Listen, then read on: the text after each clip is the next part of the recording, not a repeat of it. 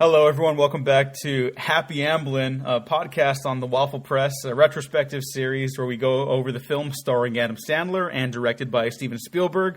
On this episode, our second official episode, we're talking about Duel, a television movie of the week back in 1971, directed by Steven Spielberg, his first quote-unquote official feature-length film. I don't know whether or not he'd classify it as his first. I'm your host, Diego Crespo. With me to help me answer these questions is Matt Garingo. That's me. Matt, do you think he qualifies it? For the purposes of our discussion, it's his first. All right, there you go. A scientific answer. So go fuck yourself, Steve.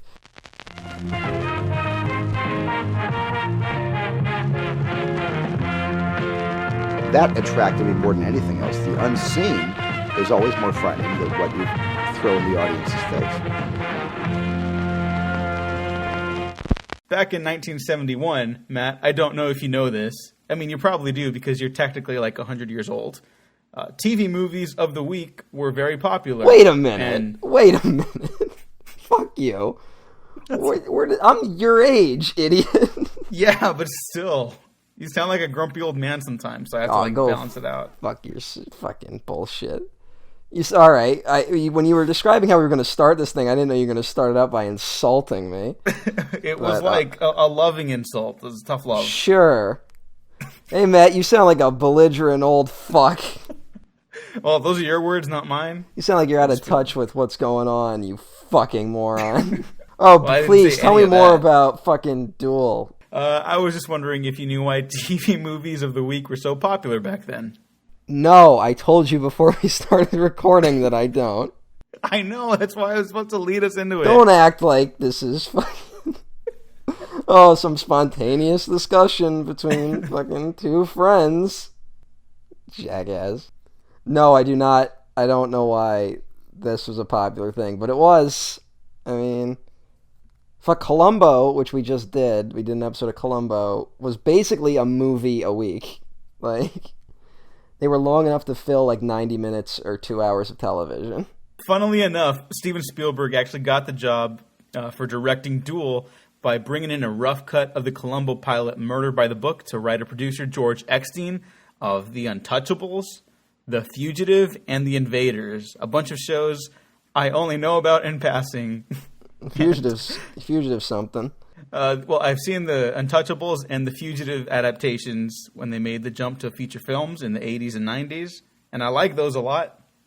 Here's the crazy thing about, like, to bring it back to the movie of the week shit and, like, older television. We live in this era, or at least we just passed through the era of what's been called the golden age of television. I think some people mark it as it starts with The Sopranos and ends with Breaking Bad. Like, that's what people go, like, that's the golden age of television. And frankly, I think people just ignore most of the history of television.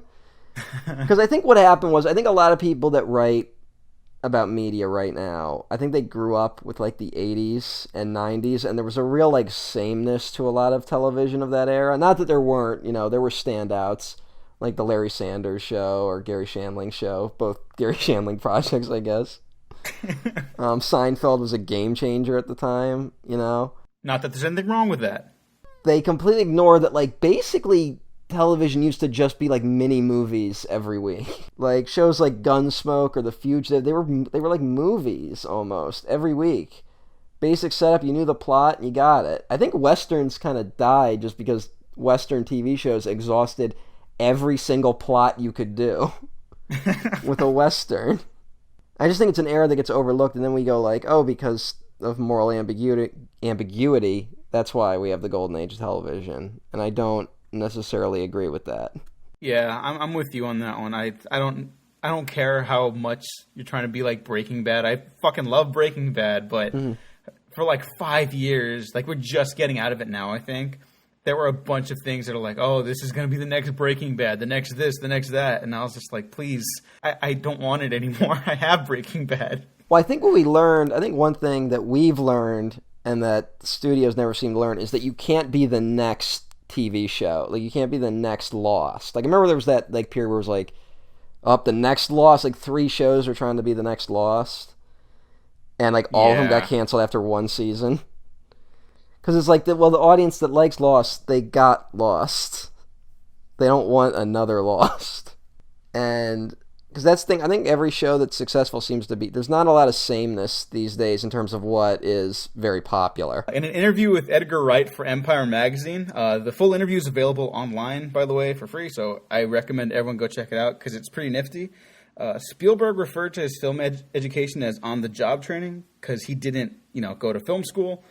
And so whenever he would like get a job directing a television episode, he said he was rarely ever asked to return for the series because his visual style was like so dissonant from what like the norm at the time was, just like for coverage. Well, I think it was a mixture of that, and he talks about, I've heard him talk a lot in interviews where he says the crews were like so old on those films, like on those TV shows, they like resented him being like the young guy coming in. Yeah, well, I think Night Gallery. Yeah, he talked about Night Gallery being a particular nightmare. Yeah, like the crew had to stand up for him, or the cast had to stand up for him, and at one point, one of the actors, it might not be Night Gallery, I might have just fucked this up, but on one of the shows he worked on, one of the lead actors asked Steven Spielberg to, if he could please like leave the set for just a minute. It wasn't him. He just wanted to talk to the crew. And then when he came back 5 minutes later, the crew had like their heads down in their hands, and like everything ran smoothly after that. But you are right about him not getting like return work, because at this time he was known as, I think Sheinberg's Folly is what they called him, after Sid Sheinberg, who's the one who signed the contract with Spielberg. He was considered like, because they signed him for like a unprecedented contract, and then he wasn't really doing much. And everyone was like, oh, is this kid a flake? Like, is it not going anywhere? And then eventually he got Duel. Actually, I should also mention that his secretary at the time brought him a Playboy magazine. He was like laughing about it. And she's like, no, read the story in there. And the story was Duel. Of course, written by Richard Matheson. And everything kind of like fell into place after that. Like he had to like really rally for the job, but yeah, the movie kind of took off running after that. It was filmed in like 10 or 11 days. He had a 10-day shoot, and it took like 13, which caused some problems with the studio. Yeah, because they never want you to go over. Mm-hmm. But George Eckstein really vouched for him, and he wasn't like the singular like most powerful producer, but he had enough weight with I think ABC at the time to really vouch for him and like to back his plays and stuff like that. So thank him as much as Spielberg and his secretary for making Duel a reality, and Richard Matheson. For those who don't know, I Am Legend is like my favorite book ever. And this is I think the second time we've brought up Matheson on this. Yeah, I really like his work, but I Am Legend is the one that like changed my life. Do you remember the other episode we brought him up on? I don't. Jaws 3. Holy fuck.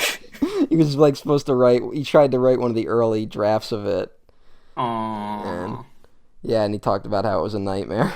Well, this worked out much better. Matheson, his stuff's great. People don't talk about him as much, I guess. A lot of people know I Am Legend, but they don't know like his other work as much. Mm-hmm. But he did some of the best Twilight Zone episodes, which is what attracted Spielberg to the story initially. And Matheson, he wrote this. He tried to get this story done for like every show he worked on throughout the 60s, because he came up with the idea in 61. He was driving back from like a golf outing, and like a giant tanker truck like tailgated him for like miles. It was like really intimidating and really scary. And it all happened on the same day that Kennedy was assassinated. Well, so it like stuck in his head as like, what was going through that guy's head? And he couldn't get it made for like any of the shows, so then he's like, fuck it. He wrote a short story for Playboy, and then people got interested in doing like, hey, this could be a TV movie of the week. And so he wrote the screenplay for it. That's the weirdest like backwards way of getting something made ever. I know. Obviously not his fault, but it's like, that's, I mean, hey, it worked out better this way, but that's ridiculous at that point. Dennis Weaver plays David Mann. Spielberg cast him after seeing him in Orson Welles' Touch of Evil. Yeah, well, he was recommended because the producer had written a couple episodes of Gunsmoke, which Dennis Weaver had been on. And at the time, I think Dennis Weaver was known for McCloud, which was like a police procedural type drama. But when the producer showed him Dennis Weaver, Spielberg was like, "Oh, that's the guy from Touch of Evil," and they're like, "Nah, he's Gunsmoke." It's like, no.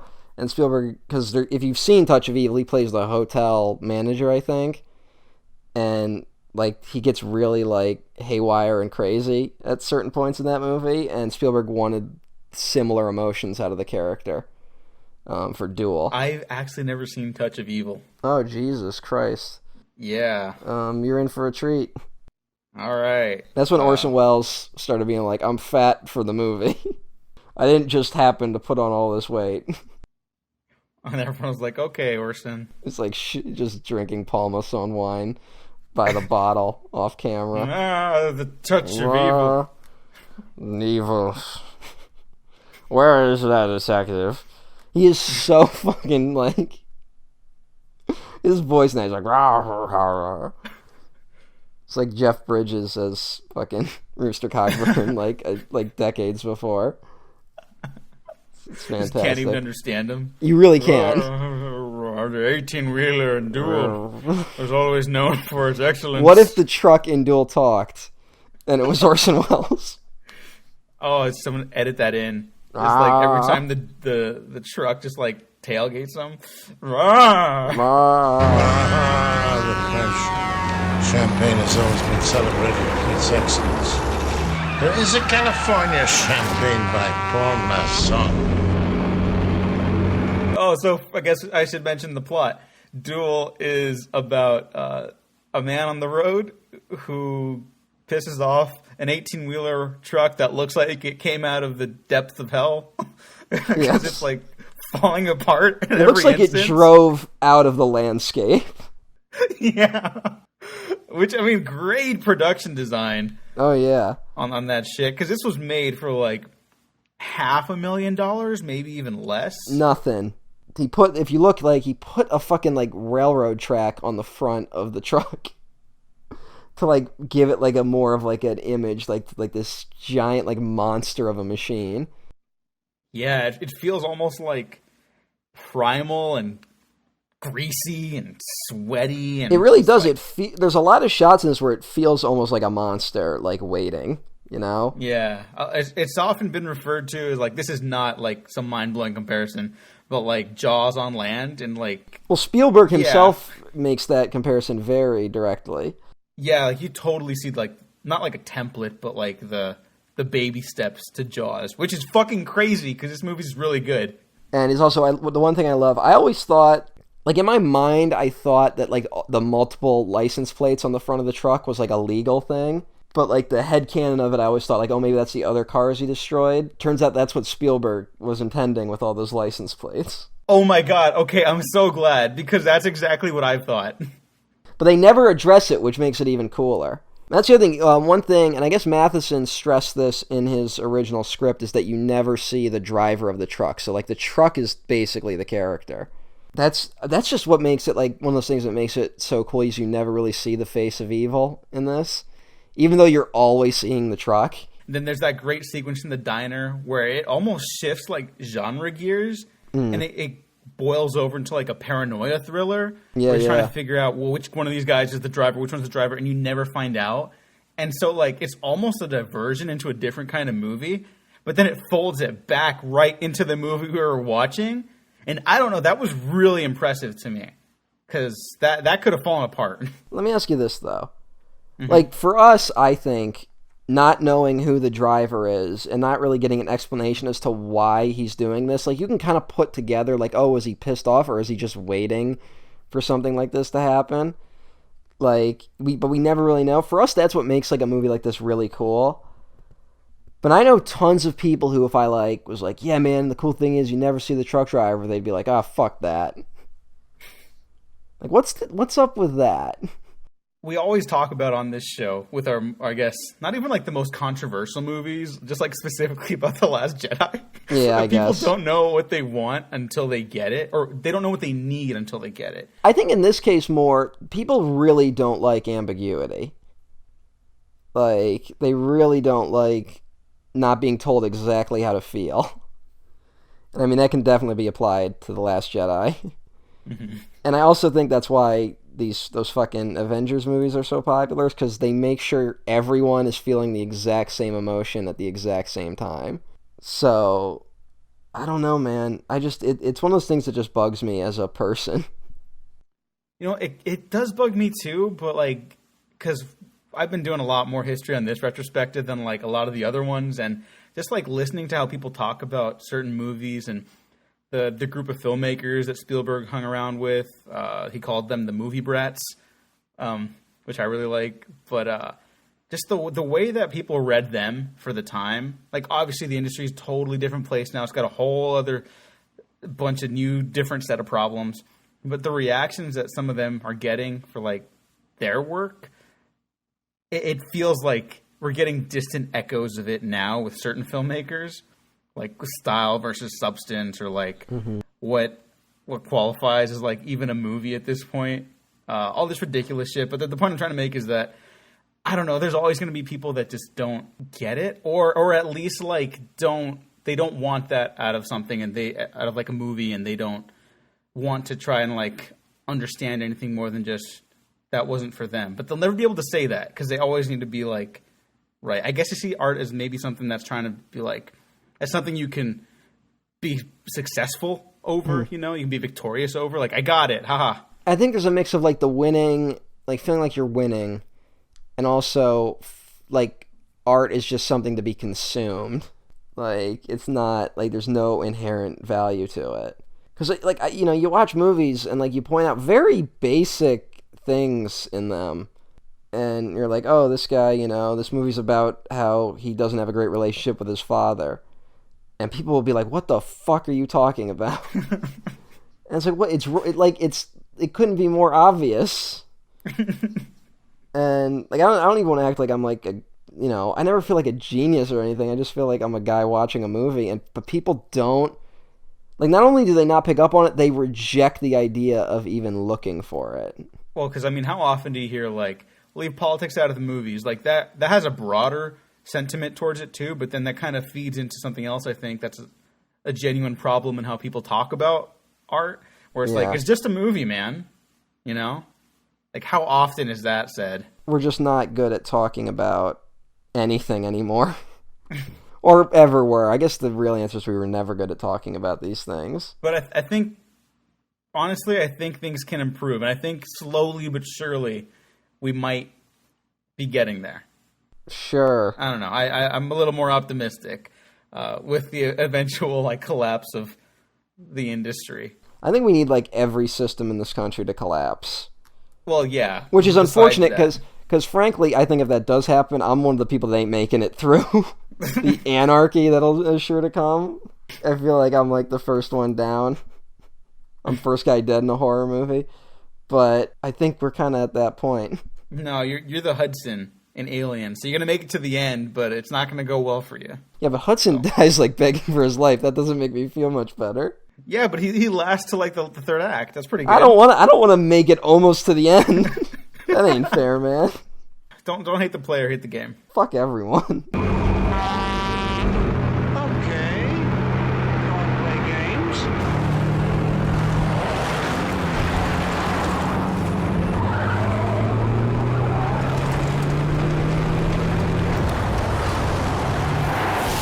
It is genuinely a frightening truck. Like, even today, I would say, like, just the sound design on this truck, like, how it'll, like, ramp up, like, it can be, like, intimidating. Yeah, and it always looks like it's strung together by, like, nothing but, like this ferociousness to, like, kill Dennis Weaver. Yeah. Because, like, it does look like it's falling apart at times, but it's not. Well, yeah, one thing I think is really cool about it is the way they shot, because, you know, a truck really can't get as fast as the truck gets in this movie. Yeah, it's like pushing over 100 at one point, I think. Yeah. But it's really, they did a really smart job of how they framed the truck, like with certain lenses and at certain angles, where as long as the background, if you just have the background at a different angle than the truck, it looks like the truck is flying, when really it's going maybe 30 miles per hour in some of these scenes. Mm-hmm. Which it makes it like, to see something that big seemingly moving that fast, it's really intimidating. This might be a weird pull, but for those curious about why Michael Bay movies always feel like they're moving very quickly, he shoots on like a telephoto lens, and that like compresses the space in a fun way in short bursts. Maybe not for 2 hours and 45 minutes, but that's kind of like what's going on here in a more minute scale and a much better scale, I'd argue. And Spielberg had to fight, because a big part of it that makes it work is that there's a lot of like actual filming on the road in this. Like, it's pretty much all that. Mm-hmm. And Spielberg had to fight a studio that wanted him to like do a couple of like exterior shots and then film most of it on a soundstage, where, you know, they would, I don't know what the process is called, but where they combined like, you know, background with a car driving. And that always looks fake. Yeah, like, that would have sucked. It never looks good. Like, even in movies I think the example I always think of, if anyone out there's ever seen It's a Mad, Mad, Mad, Mad World, there's like, it'll cut from like real outdoor car chases to then close-ups of the actors, and like the difference is like incredible. And Spielberg had to like really push, like he had to prove that he could stay on track for the first few days before they would let him go out and film outdoors. And you can see echoes of Jaws in how he's filming this, where he's on a different car filming these cars a lot of the time, which is similar to how he shot the boat in Jaws from a different boat. It was significantly harder on Jaws, but it's similar in idea. This isn't mind-blowing or anything like that, but it kind of goes to show Spielberg's efficiency, because once he was on the road, how he used like multiple camera setups facing like opposite directions. So like when they finish going one direction, they turn around and get footage of them coming in another direction. So it's like the chase is continuing, and they could splice that footage in like wherever they needed to in post-production. Because otherwise there's like no way of making a 10-day schedule. A schedule that he already did not make. Yes. It's also one of those movies where if you're a continuity nut, there's like tons of continuity errors, because it's just impossible for there not to be. Like, nothing really adds up, because he filmed over the same like several miles of road like for 10 days, and just knew like slightly changing the angle would make it look completely different. And it's really the fact that he was able to think about that, because I think a lot of this was also, he talks about how he had like 3 weeks to edit all this footage together, and it took like 5 editors to do it. And they basically made up entire sequences in editing. The last sequence where he gets up to like 100 miles per hour and then like hits that wall right before going up to the cliffside where the climax is, like they just made that entire scene out of like everything they had shot. They just combined moments from everything they had filmed up to that point. And It's also, it says a lot that it never really feels repetitive in that way, because it easily could have felt that way. Yeah, that's a big surprise revisiting this for the first time since I was like, I don't know, maybe 10, maybe a little older. It's every little, I guess, set piece in a way. Even if it doesn't like aggressively move like I mean, there's such a little plot to this movie, and that's why it's kind of great. It doesn't move everything forward. It always feels different and fresh. Towards the end, I do admit, I think it gets a little repetitive, might be a little too long, but like just by like a minute or two at most. Like I only caught myself thinking that once in the entire like hour and 29-minute production. Well, this might be a controversial take, but I really do not like the scene with the school bus. Which was a reshoot to make this longer for theaters when this jumped from television to movie theaters. That just feels like such a cul-de-sac to me. Like it's a fine moment, and there's like some decent tension, but at that point, I'm like, we already know the deal, and it kind of loses me for a little bit. I don't think I have a bigger problem with it as you do, and I think the scene moves nicely. I just don't understand, because up to that point, there's this fun blend of like, is it something borderline supernatural that's being planted in our heads about this truck? Or is it just a dude who's like really fucking pissed and an asshole who's collecting license plates from across the country? And then the sequence ends with the truck pushing the kids out to help kickstart the school bus again. I don't completely understand what we're supposed to get. There's a whole thing in this. Let's go back to the beginning. First of all, I really like the opening credits to this movie, where it's just the radio and like the car noises just as you slowly leave the city and head out into the wilderness. Mm-hmm. Just this really, I don't know, it just gives this really good feeling. Because I mean, I've lived a lot of places where if you drive like 20 minutes in a certain direction, you're suddenly in the middle of nowhere. And you can run into crazy shit out there. I've had like 2 incidences like Duel. Oh my god. On the road over the years, yeah. I had a guy chase me like all the way through Pennsylvania, driving through Pennsylvania to New York once. And then he got off at the exact same exit I got off on and like literally tried to drive me off the road. And it was crazy. What the fuck? Yeah, that's never happened to me. I have no idea what that I think that guy's problem was that he kept passing me and then like he'd get stuck somewhere and I kept passing him. It was one of those for like a little bit, like he was like leapfrogging each other.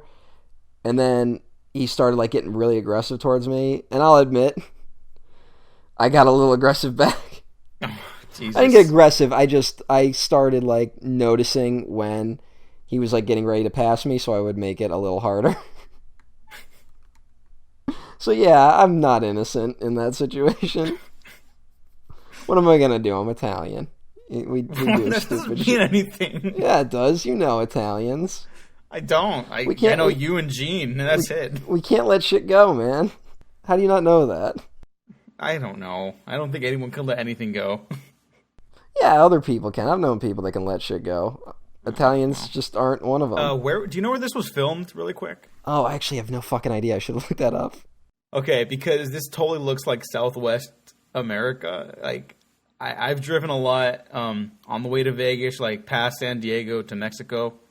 It looks very familiar. I don't recognize any like landmark or anything like that because the movie does take place in the middle of nowhere for the majority of its run. But it does, like, I know that feeling of driving out into a place like that. And no, I've not been in a road rage situation like that, Matt. I think it was California. I would completely buy into that. Yeah, I think this was because I mean the school bus sequence is that famous tunnel that's been used in like a dozen movies. Bring it back, it's a Mad World. There's a great scene using that tunnel. Everyone should see It's a Mad World. I still have to watch Creepshow. Oh yeah, see that before because I'm kind of joking about. I love Mad World, but like, it's the weirdest fucking comedy ever made. But to go back to your point about the opening, Spielberg cut like 50% of the dialogue out of the script, and he said that he would cut out more if he could. And I love the opening, and I love just the long stretches of like tense silence in the later parts of the film. And what a great decision, because it totally adds like this whole other like isolating atmosphere to everything, you know.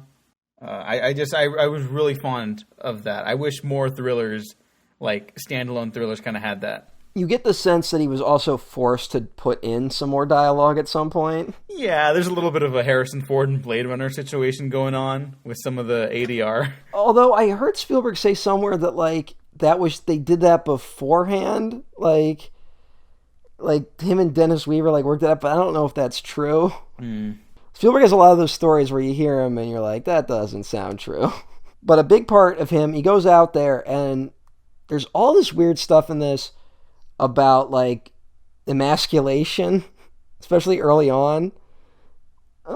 If you're listening to the radio, there's this weird like prank phone call that a radio station is doing where they're like, the guy's like calls up the census and he's like, look, I'm confused about the head of the household question because my wife actually does all the work and I actually stay at home and I actually like staying at home, but I don't want people to know that I'm not the head of the household.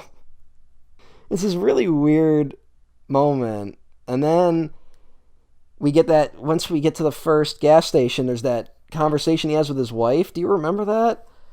Yeah, that really threw me off. Also, that moment is a reshoot. Yeah. But when she was like, "Oh, I thought he was going to just rape me in front of the party," and I was Yeah. like, "Whoa, what? Well, hold Whoa, on. We definitely have to give some more context to that. He calls up his wife from the gas station. First of all, he has this conversation with the fucking attendant, and the guy's like, "You're the boss," and Dennis Weaver's like, "Not in my house, I'm not." Like, so it's like, okay.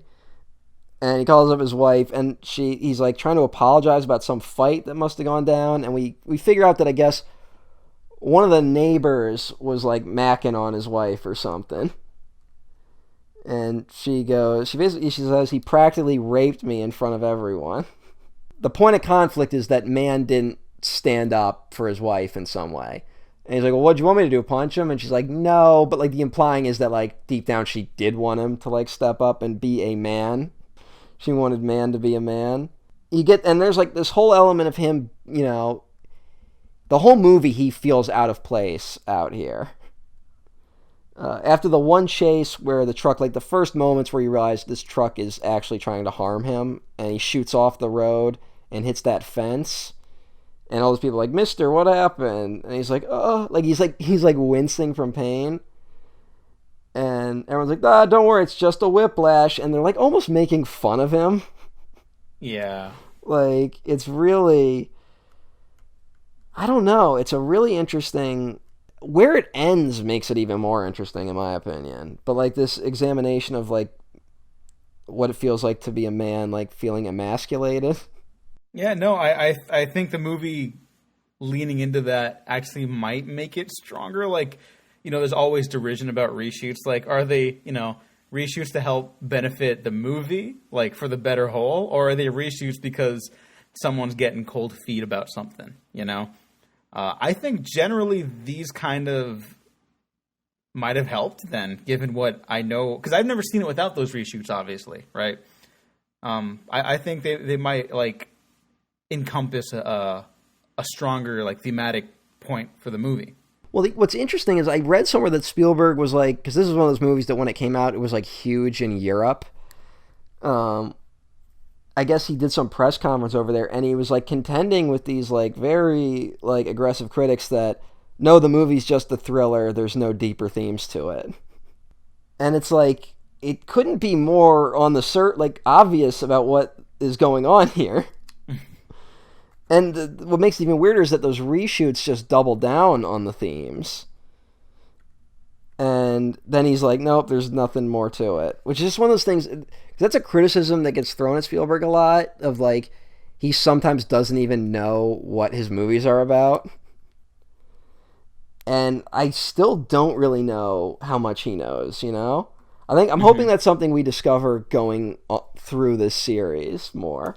I'm willing to bet there's a drastic there is a pretty drastic shift in the kind of movies he makes already, which I'm really excited to get into, because I think we can pinpoint exactly when that happens.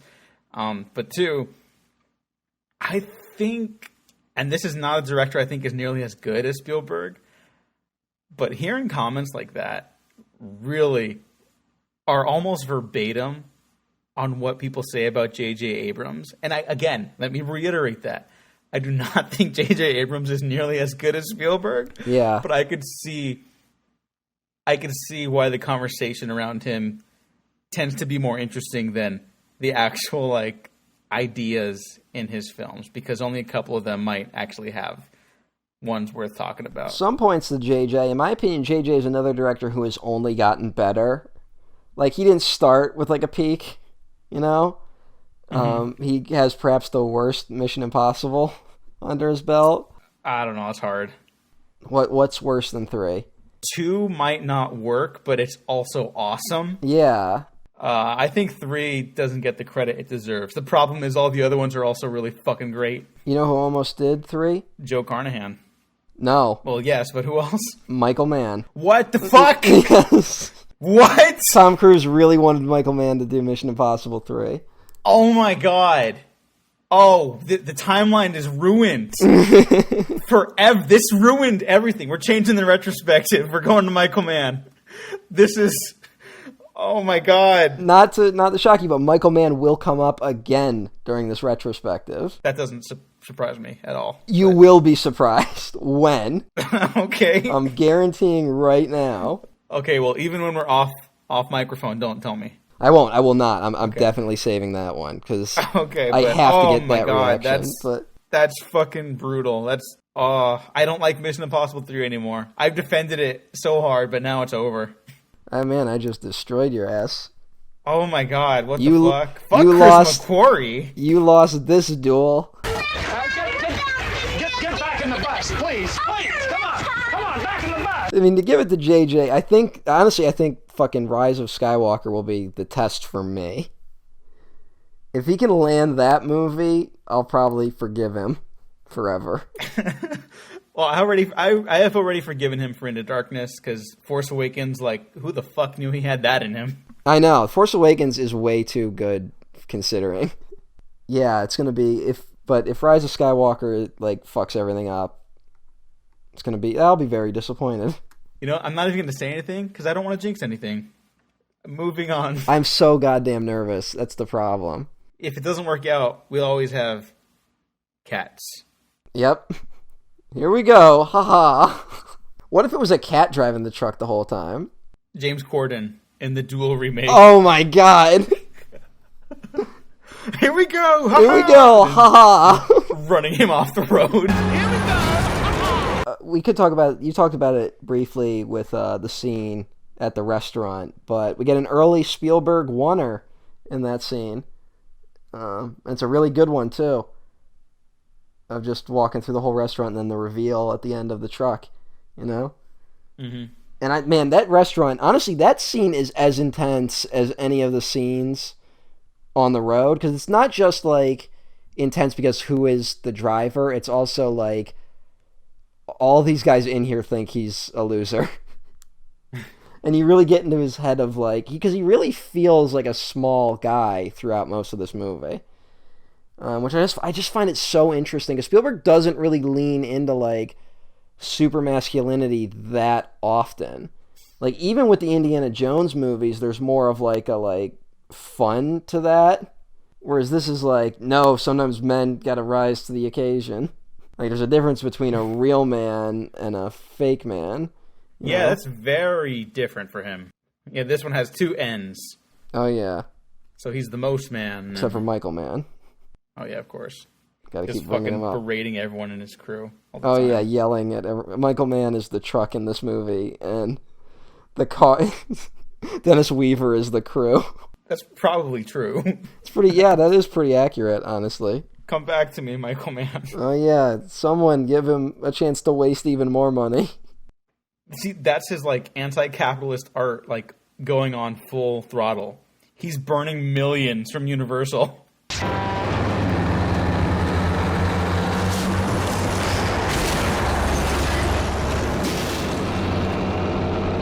Even with the budget, the schedule, Spielberg has said that he always had to go in to his television episodes because of those tight schedules, knowing like what shots he needed.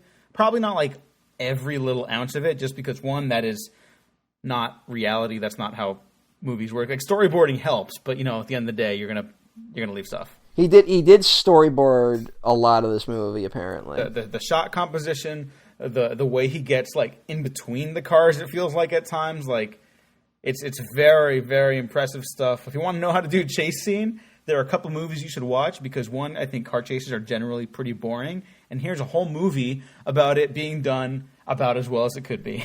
Yeah, it's this, The Road Warrior, and Raising Arizona. Those are the three you gotta watch.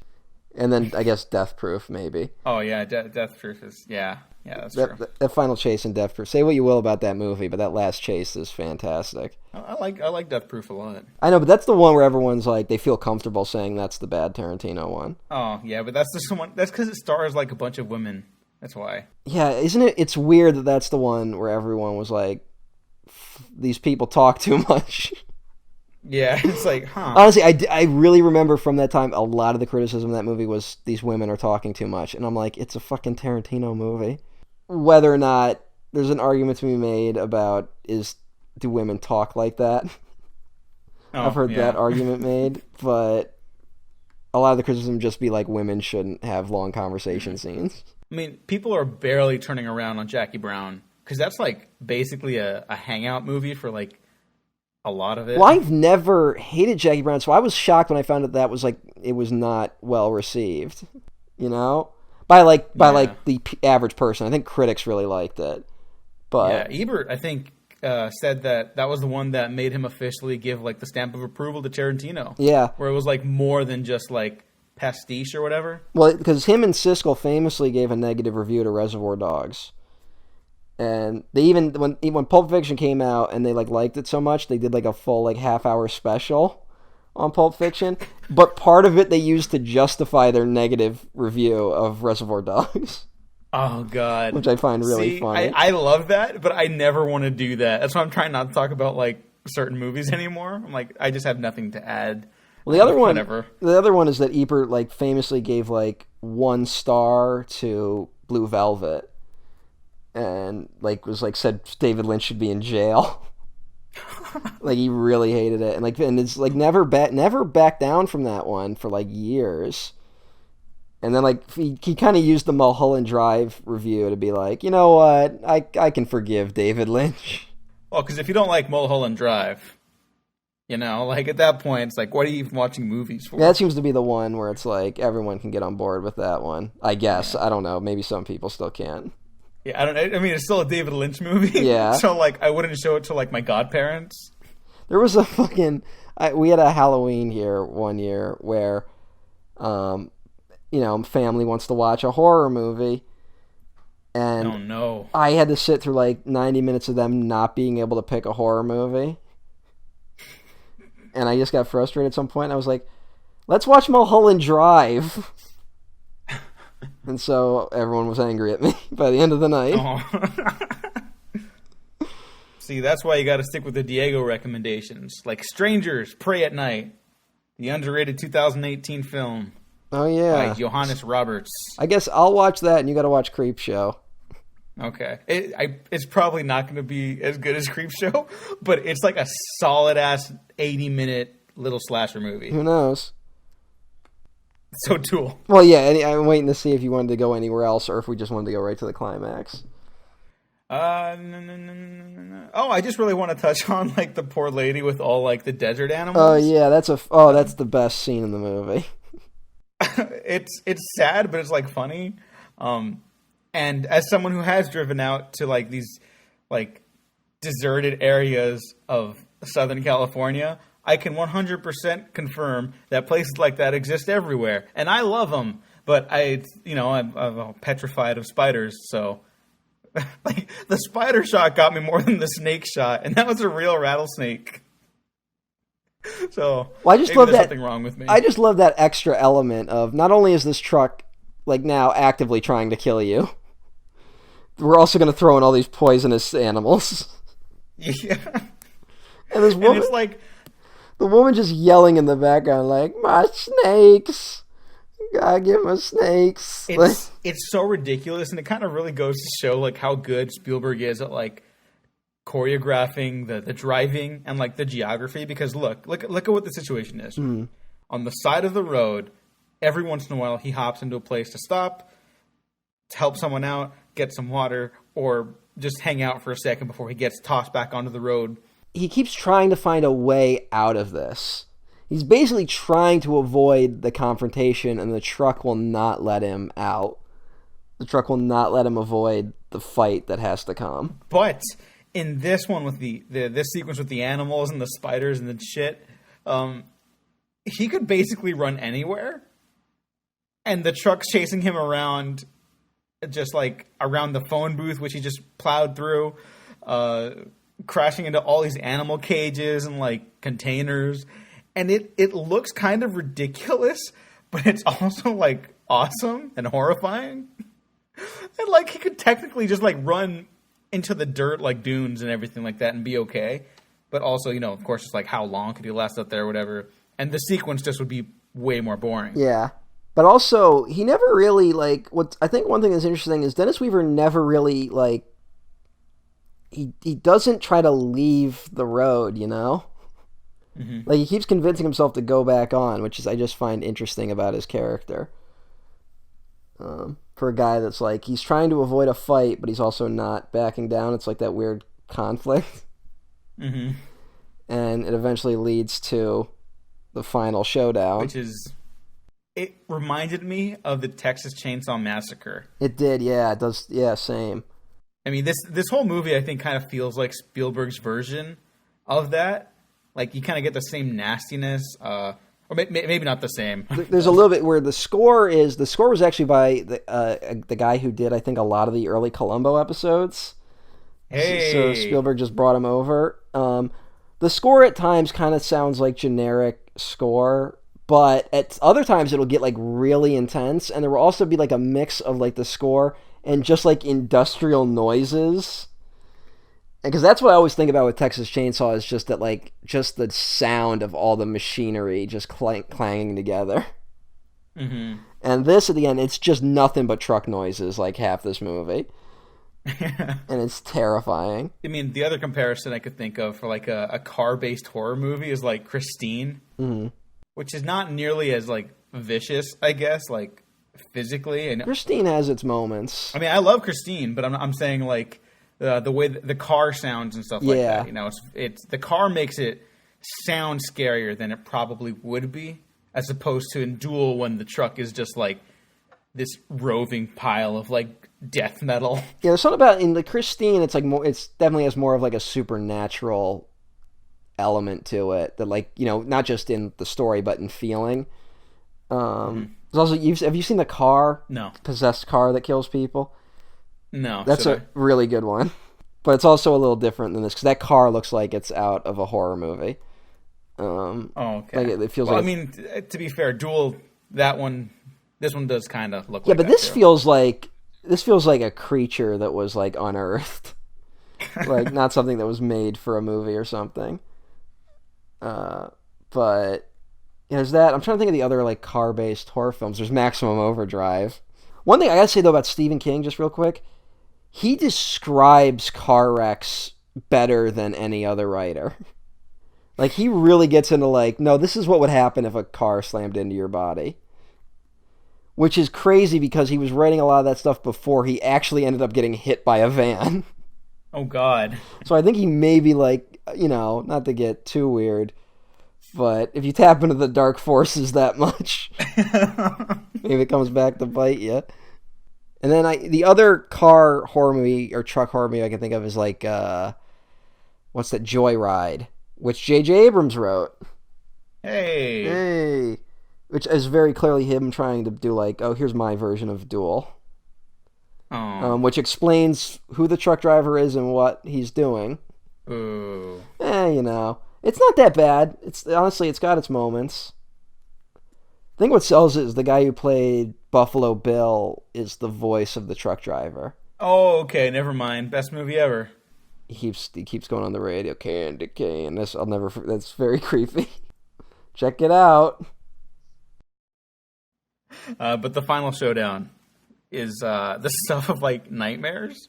I don't know why, but that was really frightening to me.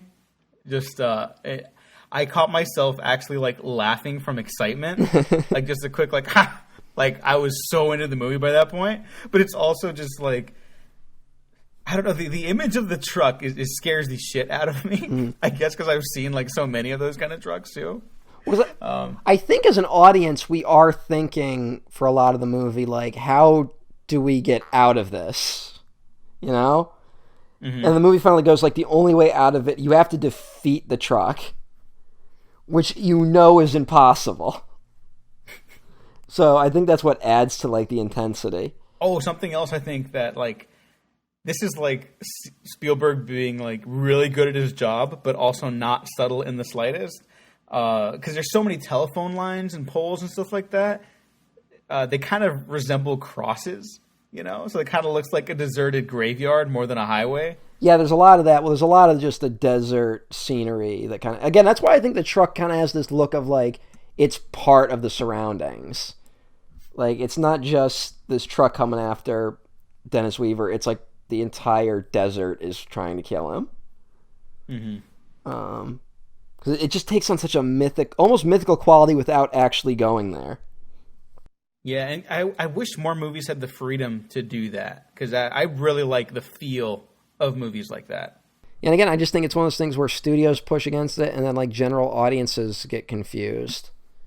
Yeah, I definitely could see that. I'm trying to think, like, what's yeah, this is going to sound weird. Mandy is just full-on mythic. Yes. At some point. Mandy from 2018, a movie I really love.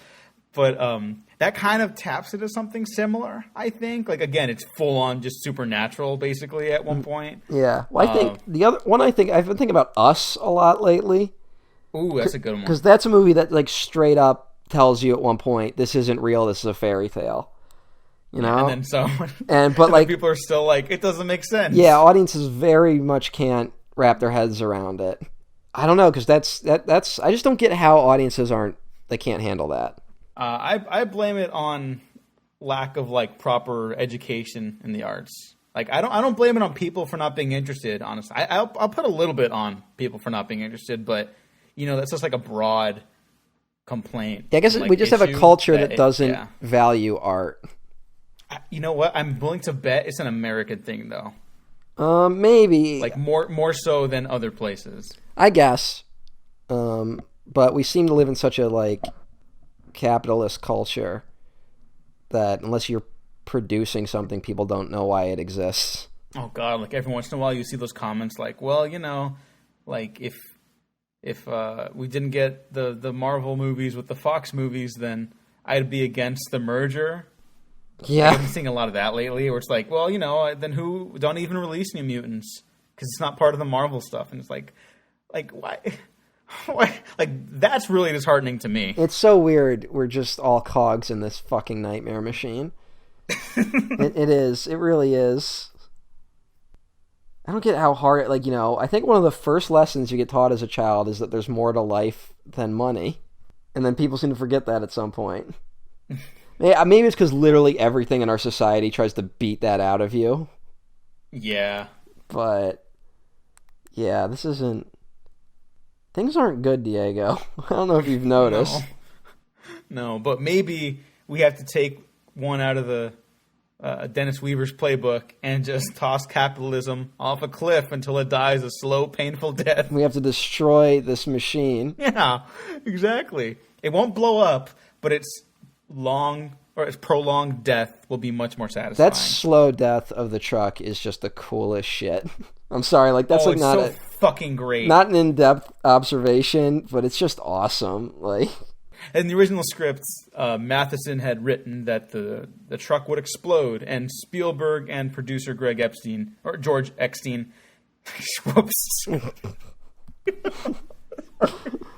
It's really weird. The producer of this guy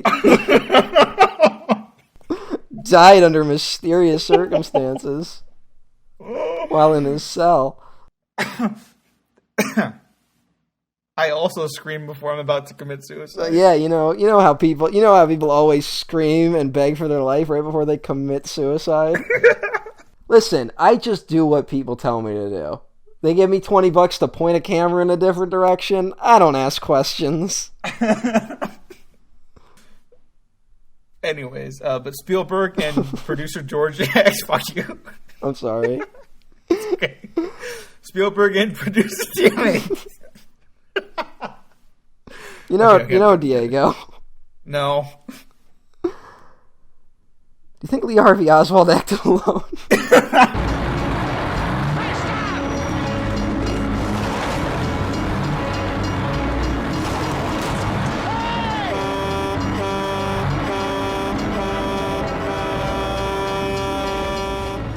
Spielberg and producer George Eckstein really rallied to make the film not end with an explosion, because Spielberg believed that the longer death sequence of the truck with like the pieces falling apart, the wheels slowly stop turning, and the blood dripping from the unseen truck driver would be much more impactful and memorable to the audience. And I'm very glad he did that, because I think an explosion would be immediately satisfying, and I don't think it would detract anything from the film. But I do think this pushes it over the edge to being something like really worth remembering all the way through.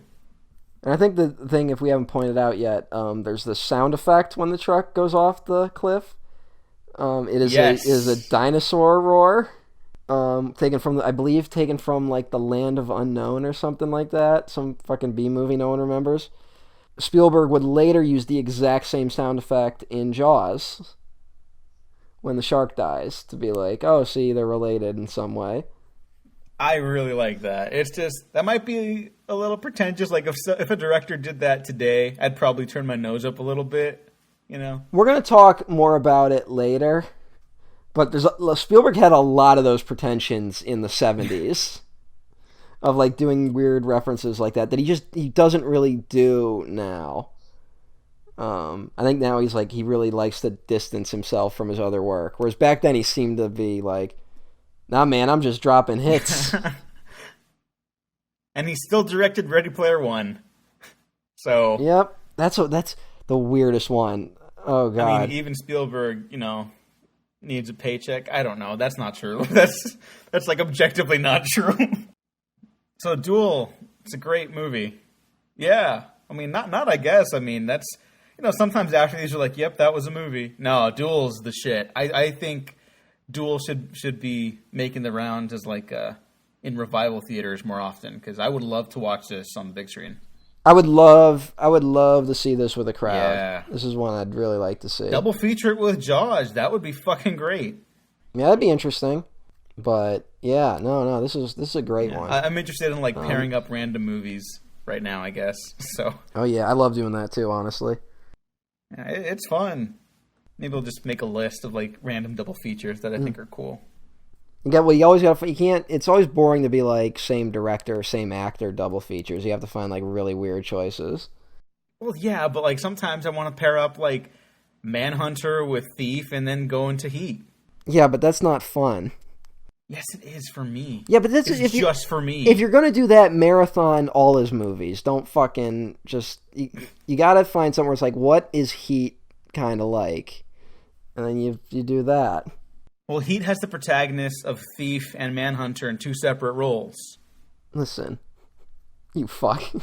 You know I'm right. No, I don't agree at all. Yeah. Hannah and Macaulay are the characters from Heat and Thief. Yeah, but I don't give a fuck. Yeah, well, I do. But that's not how double features should work. What's a triple feature? Yeah, but like I have a science to double features. Okay, well, what's your sign? You can't do same director, you can't do same actor. Okay. It's the rule. Okay. Well, what would you pair up Duel with? That's Geez. how we're ending this episode now. Yeah, I gotta think. Duel. The obvious choice is just like another truck movie, Mm-hmm. But that's probably like too obvious. Duel and Texas Chainsaw would be really interesting. Fuck it! I should have said it first. God damn it! That's an interesting one. A bad one that's bad because the movie's not very good is like Duel and the Mangler. A very late era Tobe Hooper movie. I never saw that one. You don't really need to. Aww. I'm trying to think of movies where it's like one-on-one showdowns. Like what's another movie like that? There's so few. Oh, okay. Duel and The Shallows. That's an interesting choice. Yeah.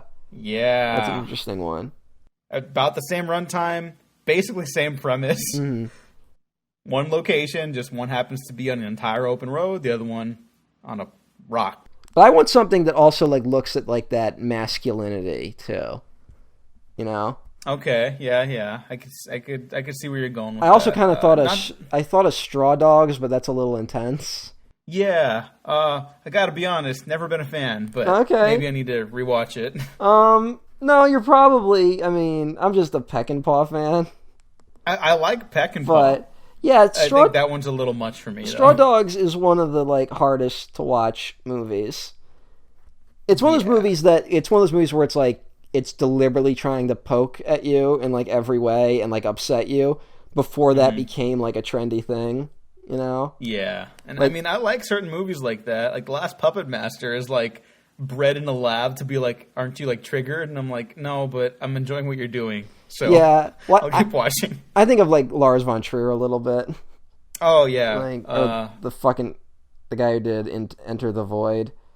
Oh yeah. I can't with Gaspar Noé. Yeah. I like his DP though. His cinematographer is amazing. But to me, it's like, Sam Peckinpah already did this. I guess that's my thing. Oh, all right. Here might be a good one. Duel and The Hills Have Eyes. Original or remake? I think you could do either. Okay, yeah, they're about the same quality. If I'm being They're honest. the same. I think the remake actually is pretty strong. I think you could watch the remake as its own thing, and for Wes Craven fans, it's like further reading, Yeah. like the original one. Yeah. That just has a really good setup. Hills Have Eyes. I'm surprised they haven't remade that again, honestly, because I would actually be kind of like, I know we don't need any more, but like, let's say the industry was like well off, and I didn't have to worry about that. That's when I'd be like, yeah, I could see someone taking another swing at that. We seem to be remaking all the 80s horror right now. Yeah. We seem to have suddenly gotten there. We're slowly finding out that there's like a handful of really great ones, and then there's like a steep drop off. Well, what I always find amazing is there's tons of 80s horror where it's like there's a great premise that just is not executed very well. And then they literally just, like, they're like, hey, let's remove the great premise. And just take the title and make something even more generic. Looking at you, Pet Sematary remake. Oh, it's so boring. Yeah. And it ruins... I'm not getting into that. Duel is great. Watch Duel if you want a great horror movie. Hey, Duel Pet Cemetery. There's a truck in Pet Cemetery. I hate you. I don't want to be buried in no pet cemetery. This movie needs the Ramones. The Ramones, the music of recklessness. IMDb Pro, get their agent's number. Ramones, all of you who are still alive. I think they're all dead. Oh, never mind. I think maybe one of the Ramones is still alive. Oh no.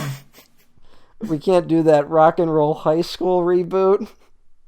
You can find me at EmperorOTN1 at Twitter.com. And you can find me at Twitter.com/TheDiegoCrespo. Check out The Waffle Press on YouTube, SoundCloud, Spotify, iTunes, and check out the Patreon because Matt and I will be doing this for the next year plus of our lives. Yes. We'll be concluding with West Side Story. And we could use the support, and it would be great to be able to pay people for their time and discussions. Yes, it would. Yes. So help us out there. Thanks for listening. Thanks for watching. This has been Happy Amblin', and we have been professionally unprofessional. The French champagne has always been celebrated for its excellence.